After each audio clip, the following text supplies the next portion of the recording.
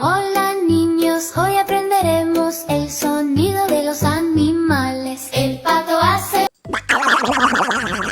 la oveja hace, Vete a la verga. la cabra hace, No, güey, te lo juro, todavía me ama y lo hizo sin querer. el zorro hace, Hola, pinche puta. Te pones bien cachondo, hijo de tu puta. la morsa hace, el reno hace, No, ya no es mi novia, es una conocida por ahí. el loro hace, ¡Tuki, tuki! el águila hace, ¡Cacao! el león hace, ¡Cacao! el elefante hace, Güey, liberen a mi jefa, güey, ya. el tigre hace. ¡Las milf están riquísimas! Muy bien niños. Maestro Shifu, embaracé a Mantis. La, la,